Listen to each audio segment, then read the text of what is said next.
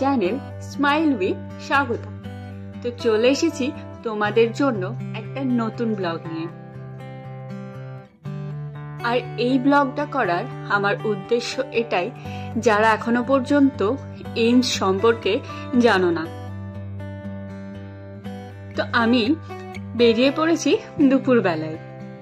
চারিদিকে যা বৃষ্টি হচ্ছে রাস্তা দেখেই বুঝতে পারছো। এটা ছিল মেন রোড, কল্যাণী এক্সপ্রেসওয়ে।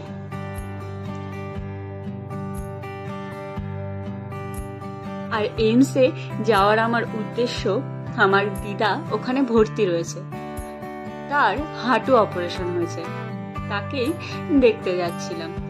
তো তাই ভাবলাম তোমাদেরকেও সাথে করে নিয়ে যাই, কারণ এইমস সম্পর্কে অনেকেই অনেক কিছু শুনে থাকবে, কিন্তু ভেতরে কি কি রয়েছে, কি ব্যবস্থা রয়েছে, কিভাবে যোগাযোগ করতে হয়, সেই সব কিছুই আমি তোমাদেরকে জানাবো।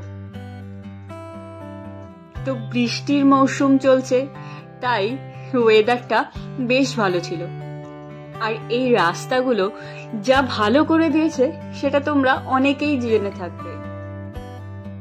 তো দেখতে দেখতে অলমোস্ট পৌঁছে গিয়েছি কল্যাণী, আর 6 কিলোমিটার। তো কাঁচরাপাড়া থেকে আমরা কাপার রোডটা নিয়েছি। আর এই যে সেই ফ্লাইওভার, যেগুলো এখনো কাজ সম্পূর্ণ হয়নি, তবে অনেক দূরই কাজটা এগিয়ে গিয়েছে, যেমনটা তোমরা দেখতে পাচ্ছ। এই ফ্লাইওভারগুলো হলে খুবই সুবিধা হবে সকলের জন্য, কারণ এইমস হচ্ছে ওয়ান অফ দ্য বিগেস্ট একটা হসপিটাল।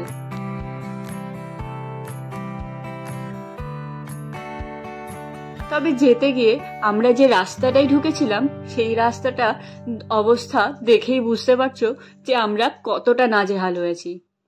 পুরো রাস্তাটা সুন্দরভাবে এসে এই কল্যাণী থেকে ভেতর দিয়ে এইমস যাওয়ার রাস্তাটাই ঢুকে বড্ড মুশকিলে পড়ে গিয়েছিলাম।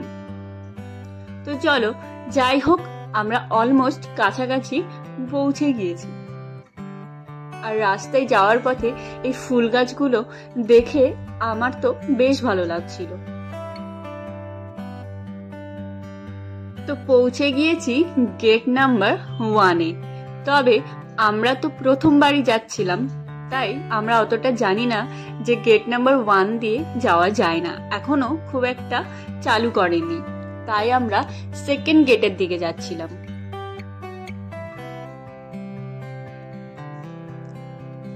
আর এটা হলো সেকেন্ড গেট।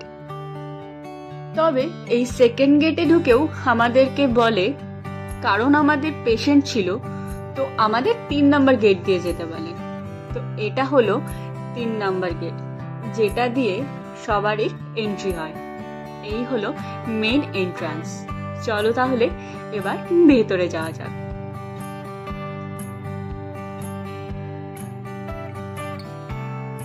আর ভেতরে ঢুকে চারিদিকে এত মনোরম পরিবেশ ছিল, দেখেই ভালো লাগছিল। চারিদিকটা পরিষ্কার পরিচ্ছন্ন আর গাছপালা দিয়ে ঘেরা। তো আমরা যেহেতু গাড়ি নিয়ে গিয়েছিলাম, তাই পার্কিং করার জন্য এখানে বিরাট একটা বড় জায়গা রয়েছে, যেটা তোমাদের দেখাবো কিছুটা পরে।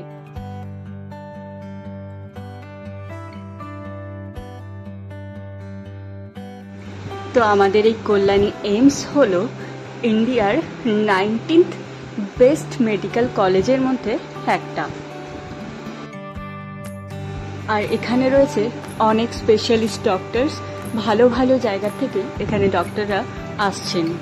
আর রয়েছে 920টা মতো স্পেশাল সিটস, মানে বেড রয়েছে।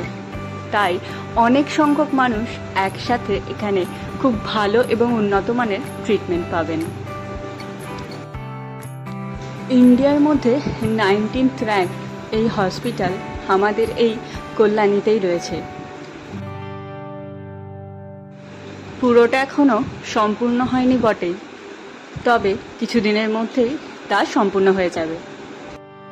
এত বিশাল জায়গা জুড়ে রয়েছে, সব দিকেই কিছু না কিছু ডিসপেন্সারি রয়েছে।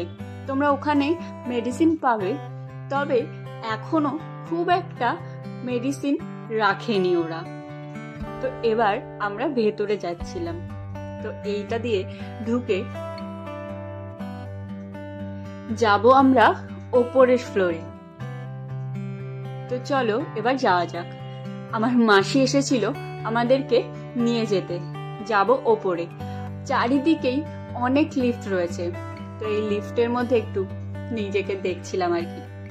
এই হলো আমার মাসি, যার মা এখানে ভর্তি, মানে আমার দিদা। তবে ভেতরে তো যাওয়া যাবে না ক্যামেরা নিয়ে, তাই খুব একটা ভেতরে নিয়ে তোমাদের দেখাতে পারবো না। তবে এখানকার যে রেস্টরুম রয়েছে সেটা দেখাচ্ছি। এটা হলো রেস্টরুম।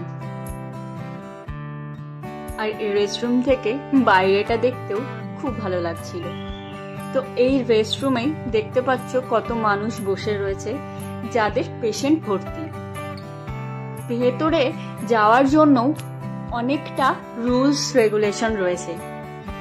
ভেতরে যাওয়া সবাইকে একসাথে অ্যালাউ করেনি, তাই একজন একজন করে ভেতরে গিয়ে আমরা দেখে এসেছি। তো চলো এবার যাওয়া যাক অন্যদিকে। দিদাকে দেখা হয়ে গিয়েছে। আর বাইরে বেরিয়েই মাসি আমাকে এই জায়গাটা দেখায়। আমি তো খেয়ালই করিনি। দেখতে পাচ্ছ অনেক মাছ রয়েছে এখানে।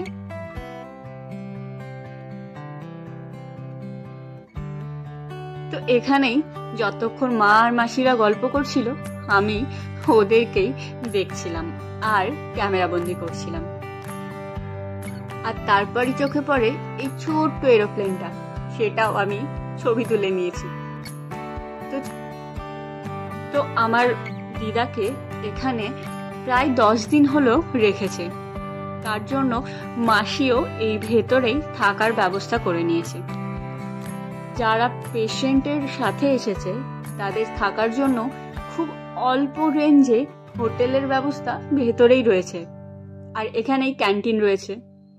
তো এটা হলো মেন জায়গা, all India institute of medical sciences, যেটা আমাদের কল্যাণীতে রয়েছে।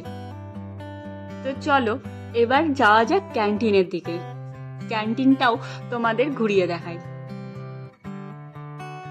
তো এখানে ডাক্তার দেখানোর প্রসেসিংটা হলো, প্রথমেই তোমাদের অনলাইন একটা নাম্বার আছে, সেই নাম্বারে বুকিং করতে হবে। নম্বরটা তোমাদেরকে ডেসক্রিপশনে দিয়ে দিলাম। আর তারপর এখানে আসলেই একটা খাতা নিতে হয়। তারপর যে ডাক্তারের নাম লেখানো রয়েছে সেটা অনুযায়ী চলে গেলেই হয়ে যায়। তো এটা হলো ক্যান্টিন। খাওয়ার কোনো প্রবলেম নেই, সমস্ত রকম খাবার মোটামুটি এখানে পাওয়া যায়। তো আমাদের ইভিনিং টাইম ছিল বলে আমরা কফি আর চিকেন পকোড়া অর্ডার করেছিলাম, বেশ ভালো। তো এবার বেরিয়ে পড়েছি বাড়ির উদ্দেশ্যে। তো বাড়ি যেতে যেতে তোমাদেরকে যেটা বলছিলাম সেটা বলি। তো অনলাইনে রেজিস্ট্রেশন করা হয়ে গেলে এখানে চলে আসলেই হয়ে যাবে সবকিছু। আর কেউ যদি 18 বছরের নিচে বাচ্চাদের দেখাতে চায় তাহলে তাদের রেজিস্ট্রেশনও করতে হয় না, নামও লেখাতে হয় না, ডাইরেক্টলি চলে আসলেই দেখানো হয়ে যায়। তো আশা করি তোমাদের এই ইনফরমেশনগুলো কাজে লাগবে। তো আমি এবার বাড়ি ফিরি। তোমাদের সাথে দেখা হবে নেক্সট ব্লগে। ততক্ষণের জন্য টাটা।